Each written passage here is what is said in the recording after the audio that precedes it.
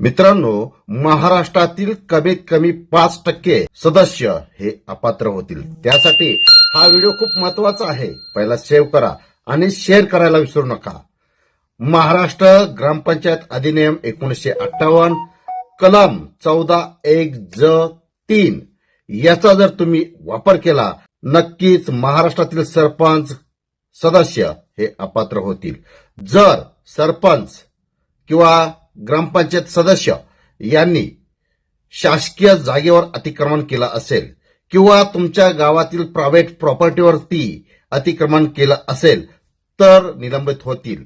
आजचा नवीन निर्णय हा व्हिडिओ शेवटपर्यंत पहा.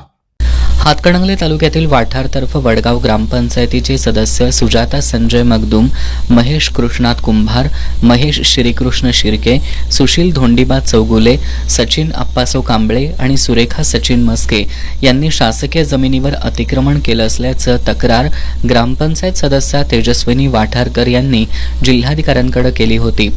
जिल्हाधिकाऱ्यांसमोर या संदर्भात सुनावणी झाली. यामध्ये सुजाता संजय मगदूम, महेश कृष्णात कुंभार, महेश श्रीकृष्ण शिर्के आणि सुशीला धोंडीबा चौगुले यांनी अतिक्रमण केल्याचं सिद्ध झाल्यानं जिल्हाधिकारी अमोल येडगे यांनी या चौघांना महाराष्ट्र ग्रामपंचायत अधिनियम 1958 कलम 14(1)(j)(3) नुसार सदस्य म्हणून राहण्यास पात्र नसल्याचा आदेश दिलाय. सचिन अप्पासो कांबळे आणि सुरेखा सचिन मस्के यांनी अतिक्रमण केल्याचं स्पष्ट होत नसल्यानं त्यांचं सदस्यत्व कायम ठेवण्यात आलंय. 18 सदस्य असलेल्या वाठार ग्रामपंचायतीचे 4 सदस्य अतिक्रमण केल्याच्या कारणावरून अपात्र ठरल्यानं खळबळ उडाली असून जिल्ह्यातील ही अशा प्रकारची पहिलीच घटना आहे. अशा प्रकारचे व्हिडिओ पाहण्यासाठी प्लीज फॉलो करायला विसरू नका.